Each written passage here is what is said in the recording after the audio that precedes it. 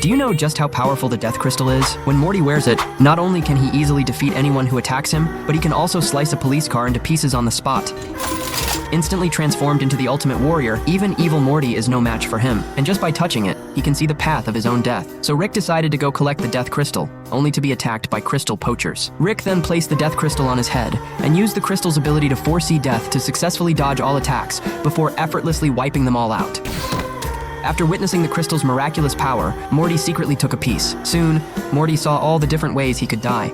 And to his surprise, he discovered that one of them was dying in the arms of the goddess Jessica, so Morty decided to choose that way to die. First, he made Rick hand over the keys and piloted the spaceship, following the crystal's guidance. But Rick soon sensed something was wrong. He tried to regain control of the spaceship, but Morty refused to let go. In the struggle over the steering wheel, Morty accidentally killed Rick. When Morty woke up from his unconscious state, he saw Rick's body and froze in shock. Suddenly, Rick's ghost appeared behind Morty. It turned out Rick had implanted a chip inside Morty's body, which would project a hologram whenever Morty died unexpectedly. Rick had Morty collect a tissue sample from him and inject it into the device in the trunk to clone a new body.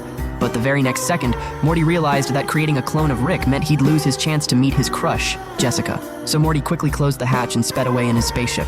Rick, furious, cursed at him and actually followed Morty all the way to school. Morty then pulled out Rick's DNA to threaten him. With no other choice, Rick had to give in. Immediately, Morty spotted Jessica. He took out the Death Crystal, only to find that the crystal warned him not to approach Jessica. Morty was so scared he ran away quickly. Then, with a smug look on his face, he walked forward, only to be grabbed by a classmate. But Morty wasn't the least bit afraid of him. The classmate was so furious he kept banging his head against the wall. Just then, Morty pulled out the crystal and took a look. He discovered that his death would be at the hands of the classmate standing right in front of him. So Morty had no choice but to ask Rick for help. Rick seized the opportunity to strike a deal with Morty.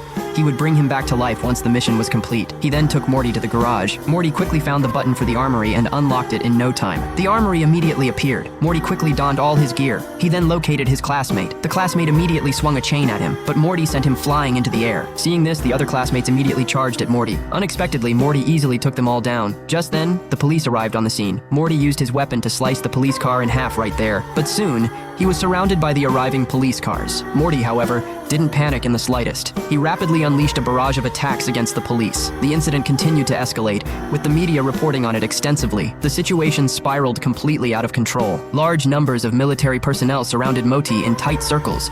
But faced with Morty's overwhelming combat prowess, the police were completely helpless. Just then, however, Morty voluntarily removed all his armor and allowed the police to arrest him.